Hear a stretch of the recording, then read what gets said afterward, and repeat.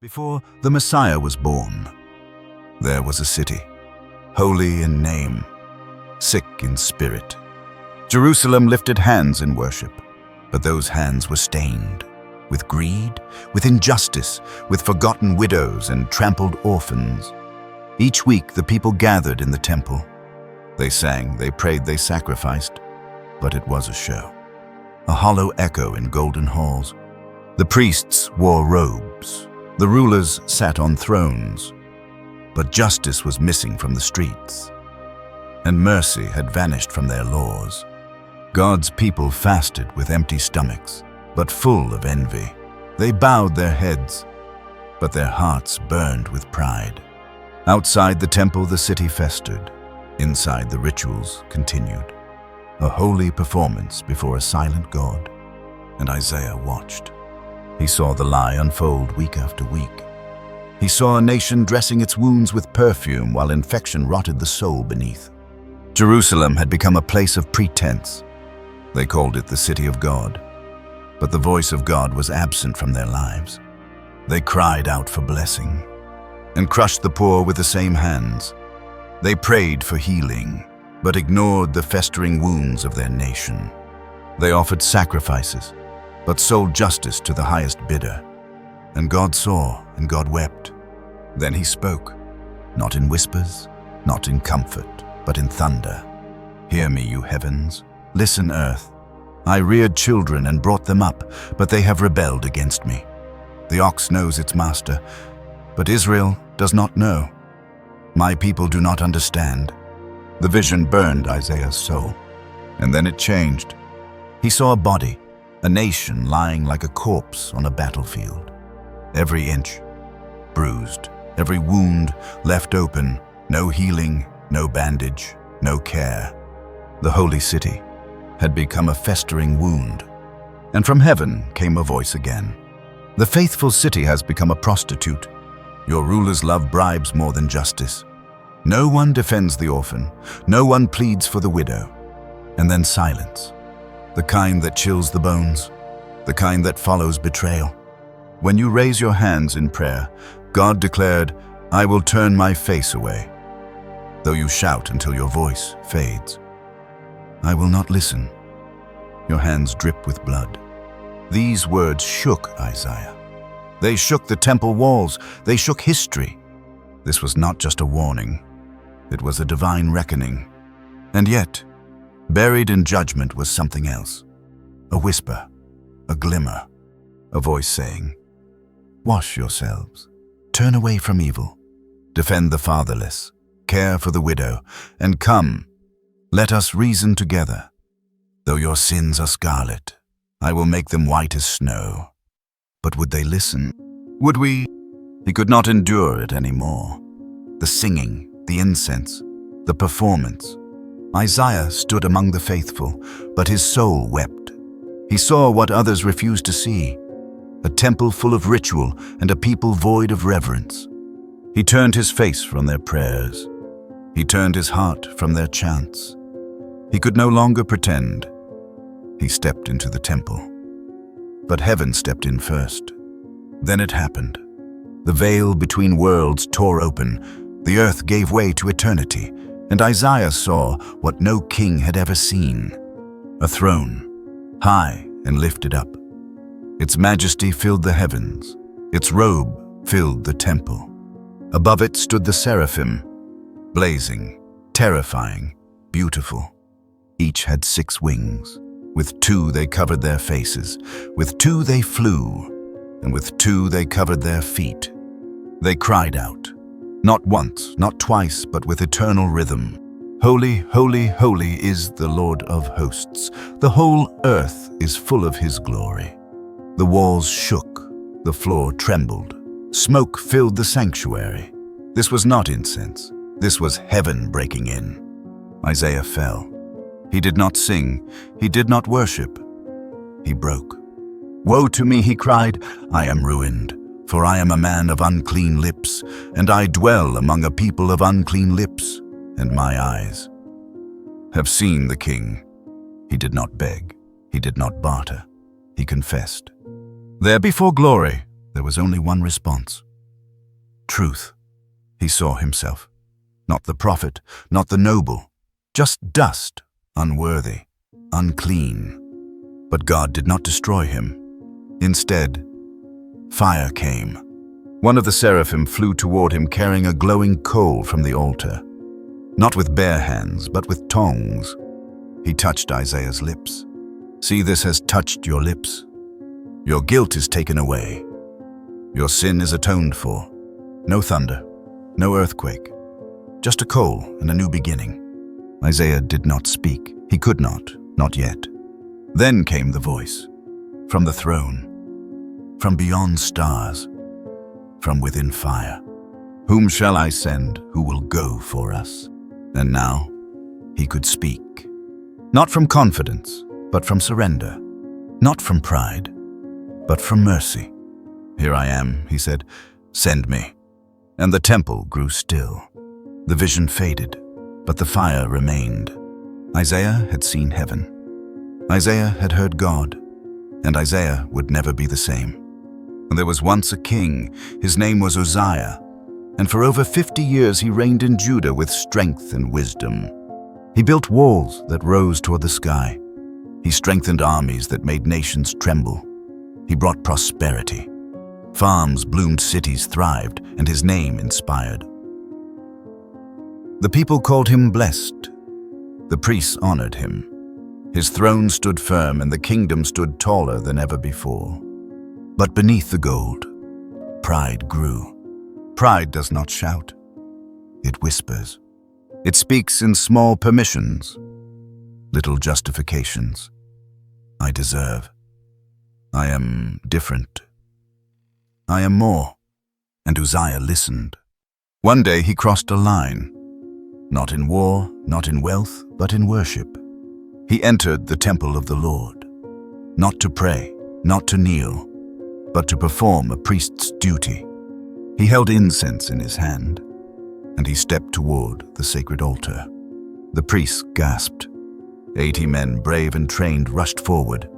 They stood in his path, robes trembling. Stop, my king, this is not for you. You are not a priest, this is holy ground. But Uzziah burned with fury.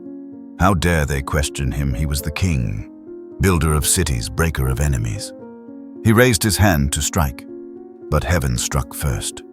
Suddenly, a white spot appeared on his forehead, small but blinding. Leprosy. In an instant, the mighty king became unclean. His strength melted, his roar silenced, his crown meant nothing. The priests did not kill him, they hurried him out, not with swords, but with sorrow. The temple doors closed behind him. Uzziah fled, not from war, but from God. He hid in a house no one visited. He sat alone, the builder of walls, now trapped inside one. No more thrones, no more armies, just silence and slow decay.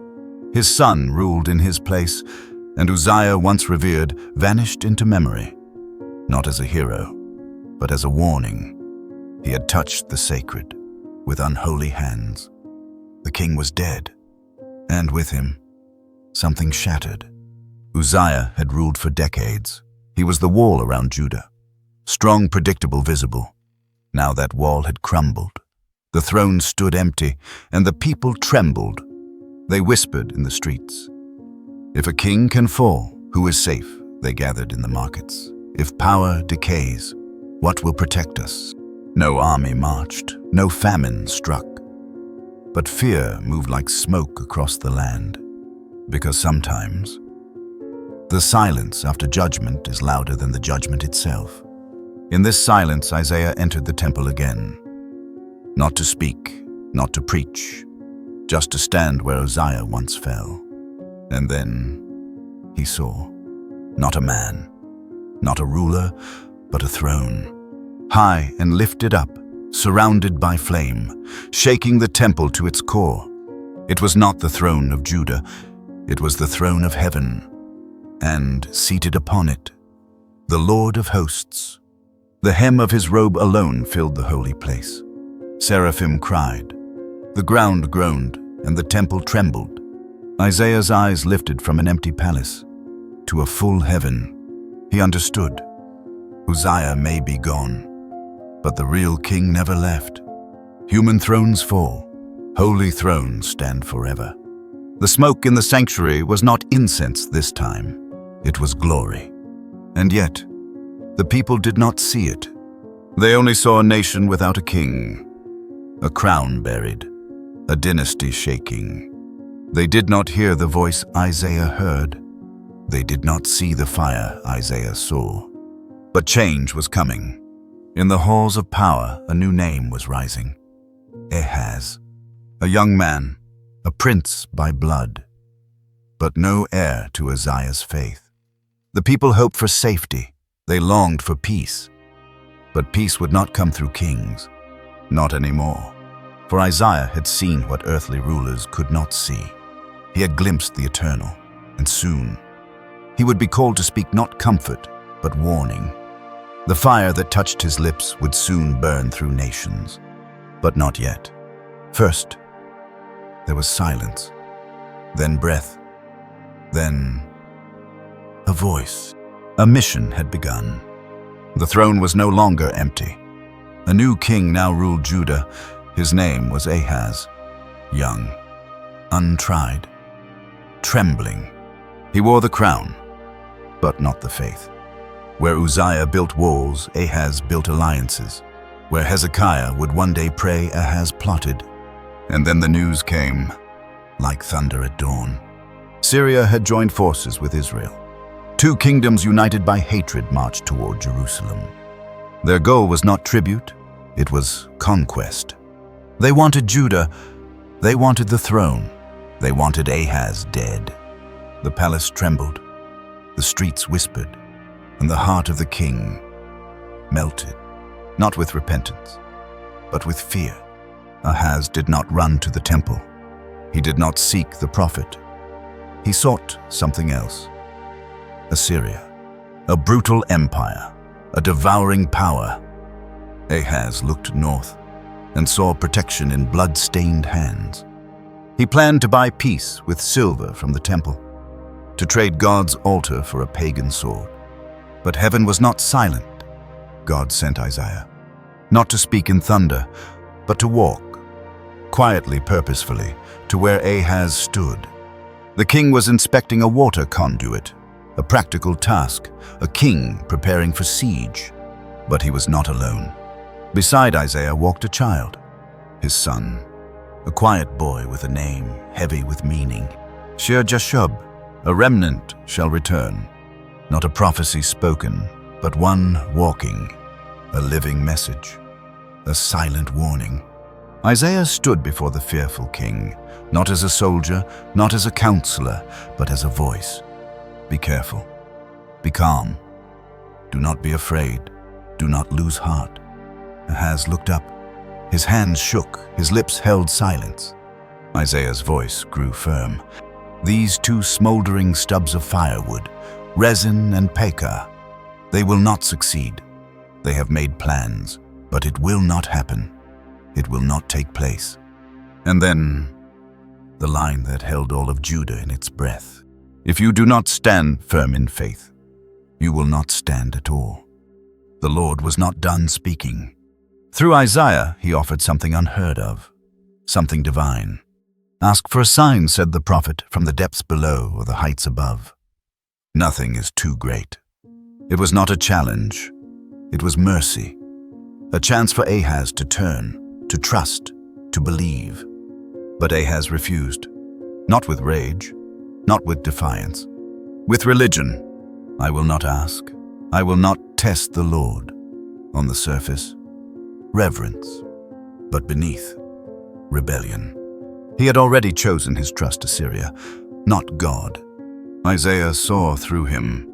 His voice hardened. Hear now, O house of David. Is it not enough to try the patience of men?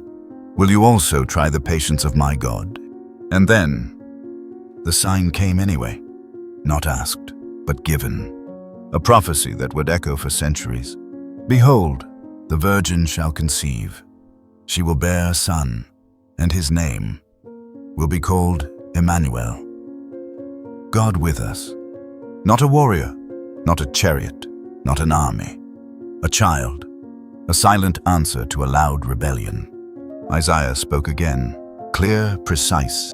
Before the boy knows right from wrong, Syria and Israel will be laid waste. And so it was. Damascus fell. Samaria crumbled. The northern kingdom vanished. Its people exiled, its name forgotten. But Judah did not escape, because Ahaz had made a trade. He chose Assyria, and Assyria came, not as a savior, but as a flood. The waters will rise, said the prophet. Overflow their banks, reach to your neck, and sweep through the land. Ahaz had feared one invasion, and invited another, far worse. He had rejected God's sign, and received Assyria's sword. But the sign remained. A virgin, a child, Immanuel. Not just a prophecy, but a promise, that even when kings fail, God comes near. Even when faith breaks, grace arrives. And Isaiah stood in that tension, between judgment and hope, between ruin and redemption. The people walked in darkness, not shadows. Darkness, the kind that blinds, that suffocates, that steals names, thrones, and hope. Assyria had swept through the land. Judah trembled. Faith had fractured, and the voice of God seemed distant. But Isaiah, he saw beyond the ruins, beyond the rebellion, beyond the trembling kings. He saw a child. The people walking in darkness have seen a great light. On those living in the land of deep darkness, a light has dawned. Not a torch, not a fire, but a light that breaks through time itself. Isaiah's words rose like a flame in the cold silence of despair. For unto us a child is born, unto us a son is given. He would not be born into power, but bring power with his birth. He would not inherit peace, he would create it. And his name, oh his name, Wonderful Counselor, Mighty God, Everlasting Father, Prince of Peace. Each title a crown, each name a revelation. He was not merely the son of David, he was the son before David. Not merely a ruler, but the ruler of rulers. And Isaiah saw him not in the palace but in prophecy, not in a sword but in a name, a child. God with us. But Isaiah saw more. Not just a child, not just a king, not just Judah. He saw the nations. He saw the Gentiles. Those outside the covenant, those without the law, those considered unclean. And still, he saw them gathering. The people who were not called by my name will see the light. He spoke of a kingdom, but not one built on borders, not a Jerusalem made of stone, but of spirit, a throne of David, yes, but exalted beyond time. Of the greatness of his government and peace there will be no end. He will reign on David's throne and over his kingdom, establishing it and upholding it with justice and righteousness from that time on and forever. Not a season of peace, an eternity of it. Not a moment of justice, a reign defined by it. This was no ordinary king. This was no ordinary promise. This was the Messiah. And Isaiah saw him when no one else did. Before Rome, before Herod, before Bethlehem, a child, yet eternal, a king, yet born in humility. He would not rise by the sword, but by sacrifice. He would not crush the oppressor, but carry the oppressed. His power would be purity. His throne would be a cross. And Isaiah asked the question, the one that still burns in every generation, do you see the light, or are we still walking in darkness? And after a reign drowned in shadows, light flickered once more on Judah's throne. Hezekiah, the son of Ahaz, was a different kind of king. He did not walk in his father's footsteps. He did not bow to Assyria. He did not compromise with idols. Instead, he turned back to the covenant, back to the temple, back to God. The young king initiated a cleansing. Altars to foreign gods were shattered. Idols were smashed to dust. The temple doors were thrown open. The dust swept away, and once more the Levites sang. A season of revival began, but it would not last. Because in the north, Assyria had not forgotten, and its new king, Sennacherib, was not coming to negotiate. He came to devour. City after city fell. Fortresses crumbled. Tens of thousands were led away in chains. Assyria needed no reason, only land, only blood. And then Jerusalem stood surrounded. Those days echoed with a name that shook the stones of Zion. Rabshakeh, Sennacherib's envoy, the voice of terror, a master of unraveling faith before the first arrow flew. He shouted, not in Assyrian but in Hebrew, so every mother, soldier, and child could hear. Do not let Hezekiah deceive you. Do not let your God mislead you. No God has ever saved a nation from my master. Yours will be no different. Silence fell over the walls. No one answered. In the palace, the young king tore his robes, wrapped himself in sackcloth, and didn't turn to politics or generals or strategy. He walked alone into the temple. There he laid out Rabshakeh's scroll before the altar, and he prayed, O Lord of hosts, God of Israel, enthroned between the cherubim, you alone are God. See, hear, act. Not for our sake, but so the nations will know that you alone are God. No fallback plan, no political insurance, no bribes. Just one desperate prayer and a God who had not yet answered. No word came from heaven, not until Hezekiah poured out his soul and laid his fears at the feet of the Almighty. Then, at last, God answered. Not through fire, not through an earthquake, but through a prophet. Isaiah came to the palace, and his words struck like thunder. This is what the Lord says. Do not be afraid of what you have heard.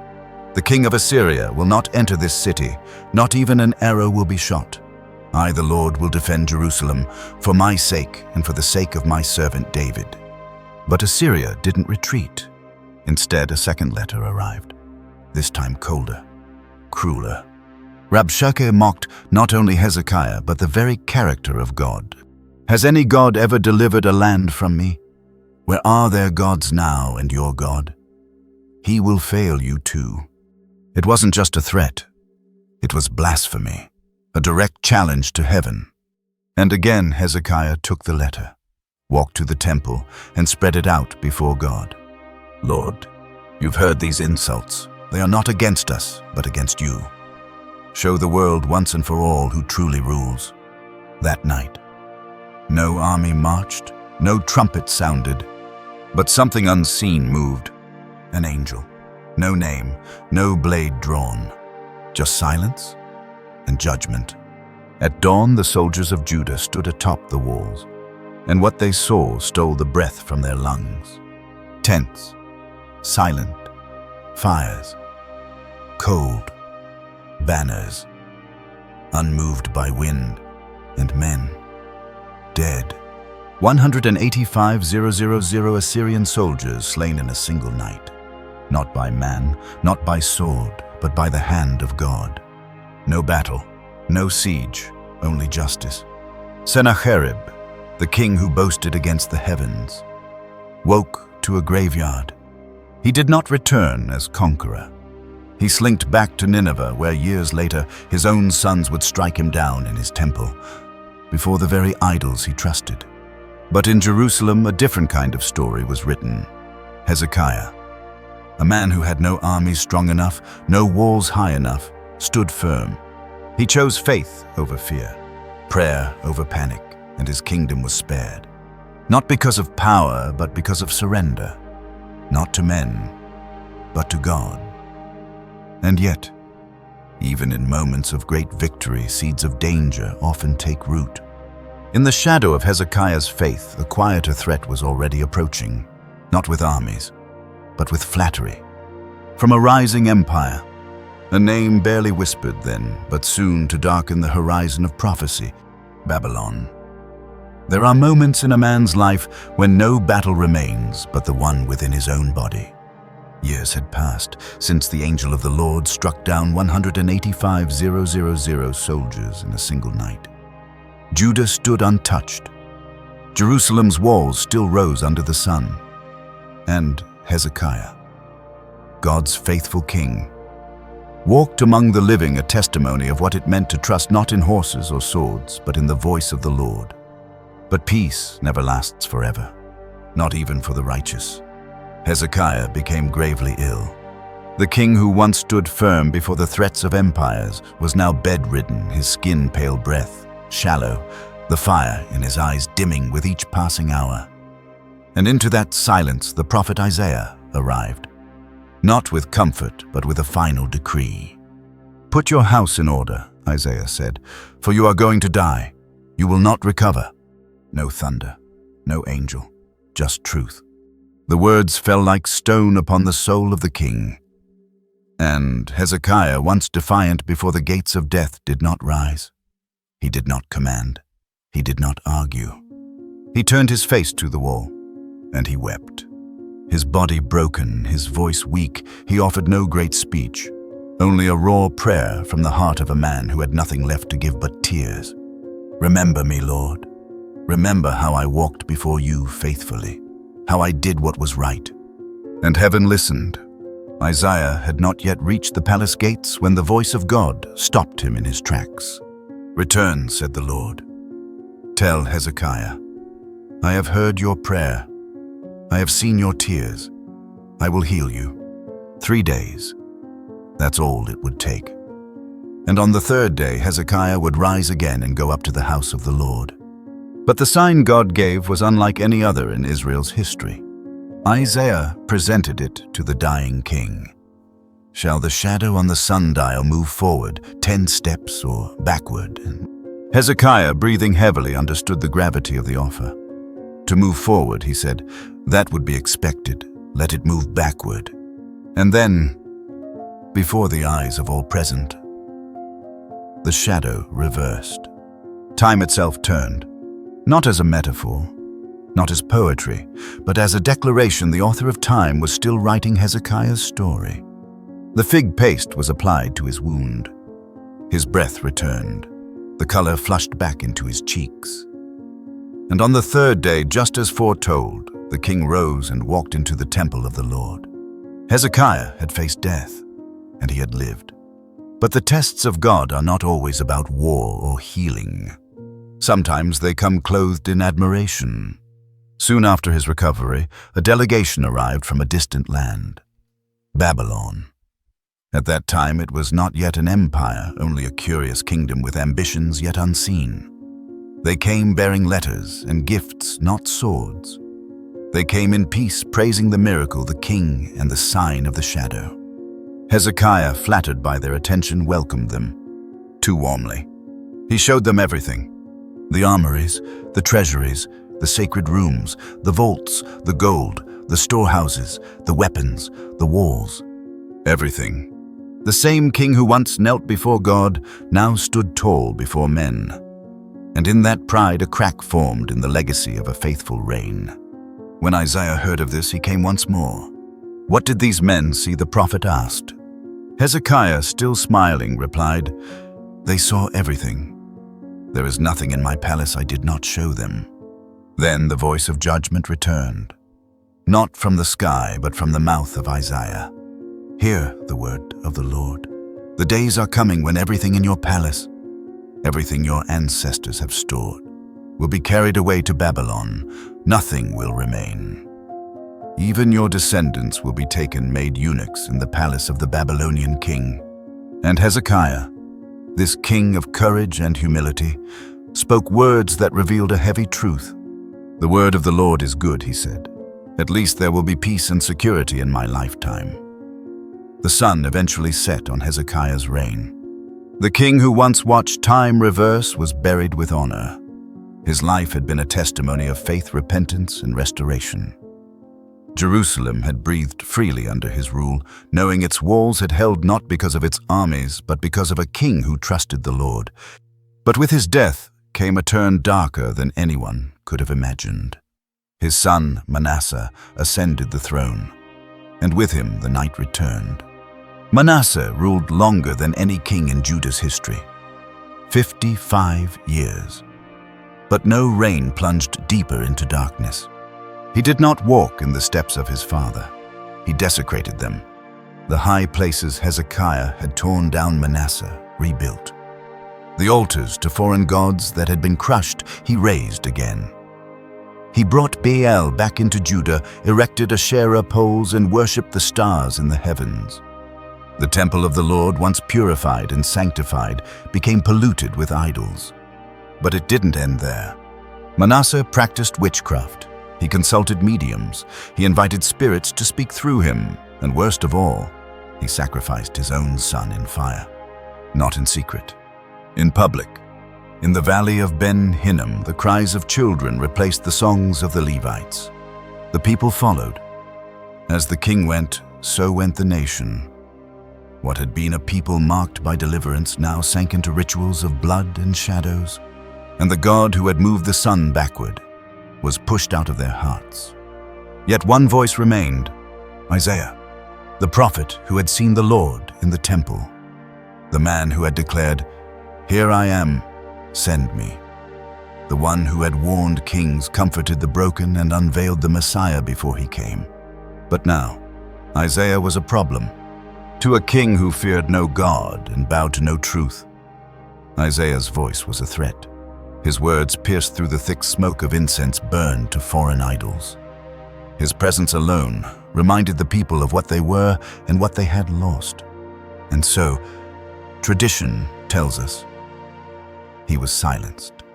Not by argument, not by exile, by the sword. They found him, arrested him, bound him, forced his frail body into the hollow of a cedar log. And there, while the city he had loved descended into chaos, Isaiah was sawn in half. No trial, no honor, no final words, just silence. The same mouth that had declared, "Unto us a child is born," was now sealed by splinters and blood. How do you silence truth, not with reason, but with fear?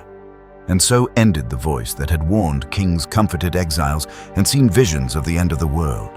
Or so it seemed, because though the prophet died, his words did not. They would rise again, in a manger, on a cross, and through a kingdom not made of stone. The dust of betrayal still clung to the temple stones. The scent of sacrifice had long been replaced with the stench of idolatry. The voices of children once raised in praise were now lost to the echoes of mourning. Judah was sick again. This time, terminal. The memory of Hezekiah's reign faded like a dream at dawn. In its place stood a kingdom ruled by fear soaked in blood and propped up by alliances with powers that cared nothing for covenant or calling. And beyond the horizon, Babylon stirred. No longer the quiet neighbor bearing gifts, Babylon had become a beast. Restless, ruthless, and ready to devour. But just when it seemed that God had gone silent forever, Isaiah spoke again, not in person. His body was gone torn from the earth by the cruelty of kings, but his scrolls remained, and what they contained was nothing anyone expected. They did not begin with woe. They began with comfort. Comfort. Comfort, my people, says your God. Speak tenderly to Jerusalem. Tell her that her hard service has been completed, that her sin has been paid for.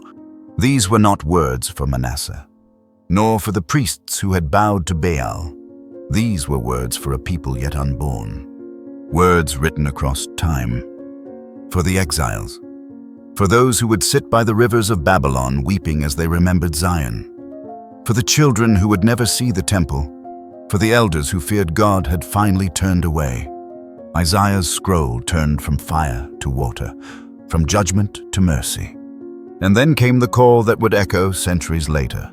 A voice of one calling, "In the wilderness, prepare the way for the Lord, make straight in the desert a highway for our God."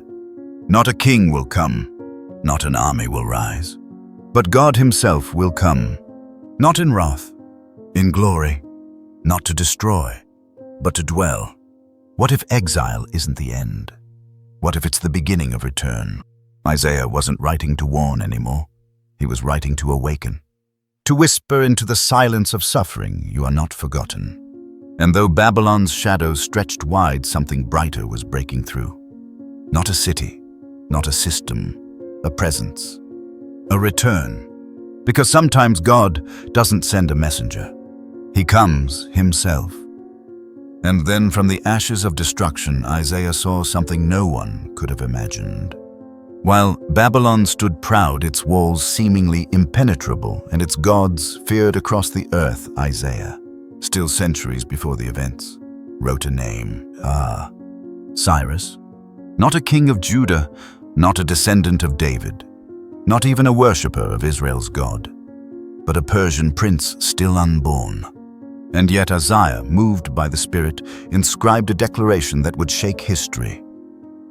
Thus says the Lord to his anointed, to Cyrus, I have called you by name. I will go before you. I will open doors no man can shut. God. Calling a pagan king his anointed. It was unthinkable. Isaiah's scroll didn't merely predict the future. It pierced the future. Long before Cyrus ever led an army, long before Babylon's towers began to crumble. The prophet had already described his mission in full detail. Not just his victory, but his divine purpose, to set God's people free, to rebuild the ruined sanctuary, to fulfill the Lord's word. And so it was. Centuries later, Cyrus conquered Babylon, without destroying the city, without bloodshed, and then just as Isaiah had written, Cyrus issued a decree, let the people of Judah return, let them rebuild the temple of their God in Jerusalem. It was as if Isaiah's prophecy had leapt off the parchment and into the heart of history. No Israelite could have expected it. No enemy had ever offered freedom before. But God had been orchestrating it all along, from the womb of Persia to the ruins of Zion. This wasn't just geopolitical drama. This was theology lived out in stone and sword. God had not forgotten his covenant, even in exile, even when the temple lay in pieces, even when his people were prisoners in a foreign land. Even then, he was at work, but not in ways they understood. Not through a great Hebrew king, not through a descendant of David, but through Cyrus, a foreigner, a conqueror, a Gentile. Isaiah had seen it before it happened, had recorded it before Babylon had even taken the Jews. And now, centuries later, as the scrolls were unrolled once more in dusty synagogues, the people began to realize this was not coincidence. This was God. And if God could use Cyrus, if he could raise up a pagan king to restore a shattered people, what else might he do? What other promises might yet come true? Isaiah's words thundered across time. I am the Lord and there is no other. I form light and create darkness. I make well-being and create calamity. I, the Lord, do all these things. Nothing, and no one, was beyond his reach. He was not the God of one nation, not the God of rituals and ruined temples. He was the Lord of all creation. And when the time came, he would move heaven and earth to bring his children home, even if it meant calling forth kings who did not know him, even if it meant rewriting the politics of empires, even if it meant overturning every human expectation of how redemption ought to work.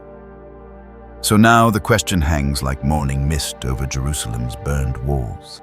If God could use Cyrus, who else might he call? What if salvation didn't come wrapped in robes and crown? What if the deliverer arrived not with swords, but with scars?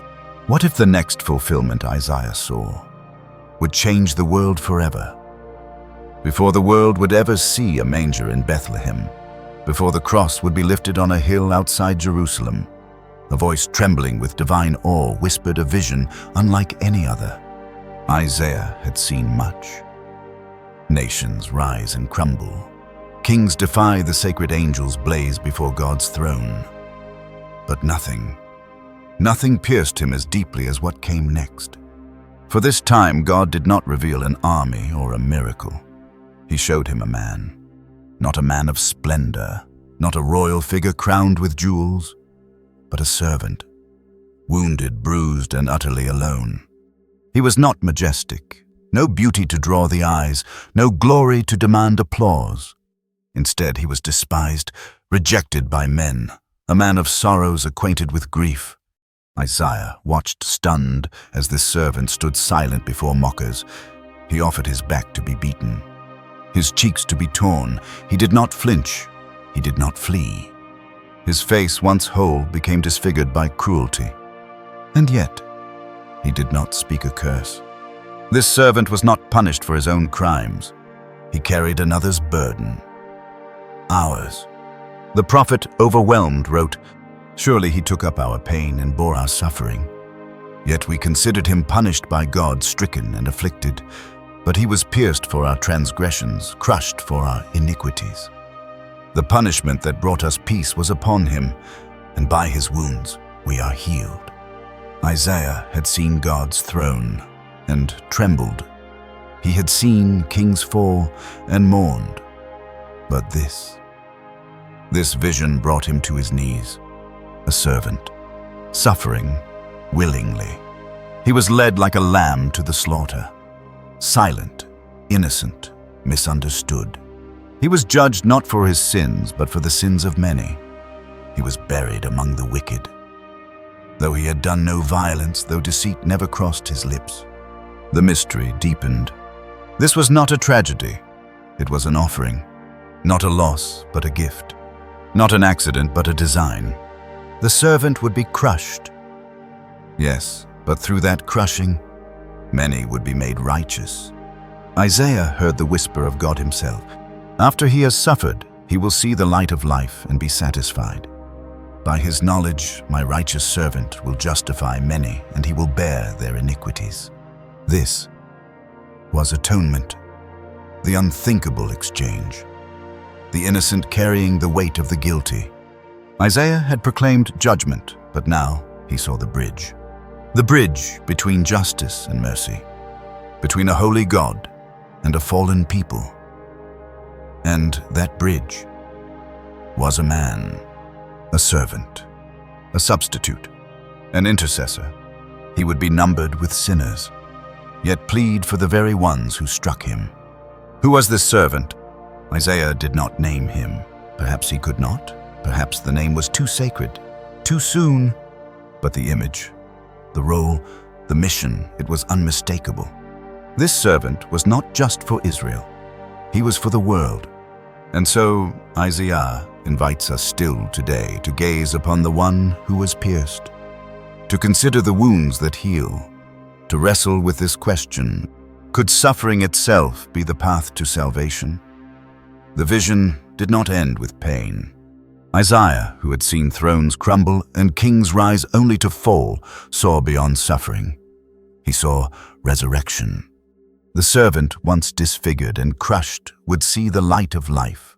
He would rise, not in anger nor in vengeance, but in satisfaction.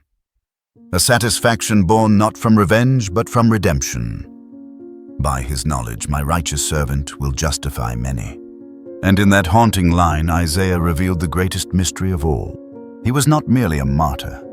He was a substitute. He was not simply punished. He was pierced for others. He was not overcome by death. He overcame it. The prophet watched as this servant, silent like a lamb, rose like a lion, bearing not only scars but authority. He would justify many, bear their guilt, and intercede for them eternally. He would be the bridge between a guilty people and a holy God. And then Isaiah's voice, once thunderous with judgment, softened like balm on a wound. "Come all who are thirsty, come to the waters." He no longer spoke only to kings, but to the broken, to those who had lost their homes, their hope, their identity. He called not the mighty, but the humbled, not the pure, but the seeking. He offered wine and milk, without money, without cost. This was not a message of religion. It was a message of invitation. Come buy without coin. Come eat without price. Come and live. The prophet, who once condemned empty fasting and heartless ritual, now described a fast that shattered chains. feed the hungry, clothe the naked, shelter the stranger, then your light will break forth like the dawn. Isaiah, the man who had once trembled before a throne, now opened its gates to all who hungered for justice, for mercy, for God, even foreigners, even outcasts. My house, he declared, shall be called a house of prayer for all nations, not just Israel, not just the righteous, but the wounded, the lost, the forgotten. The doors of the temple, once shut to the Gentile, now opened wide.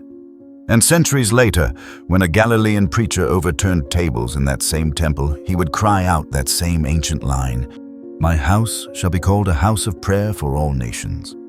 But you have made it a den of thieves." Isaiah had seen it coming. He had spoken of a kingdom without walls, a sanctuary not of stone but of spirit, a people not defined by lineage but by longing, a faith without borders. But still, Isaiah was not finished. He looked beyond the temple, beyond exile, beyond death. And he spoke with words that reshaped reality. "Behold, I create new heavens and a new earth. No more sorrow, no more weeping, no more death. Children would live out their days. Labor would never be in vain. Wolves and lambs would feed together. Peace would no longer be a prayer. It would be law. And in that peace, creation itself would rest. The world restored, humanity redeemed, God present." Isaiah did not merely see the future. He saw the end of this world and the birth of another. From judgment to joy, from ashes to glory, from exile to home.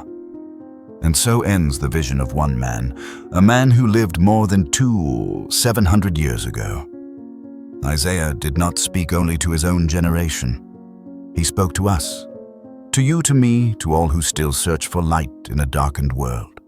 If you have ever felt weary, lost, or wondered whether hope still remains, then this prophecy is your answer. Let this story live within you.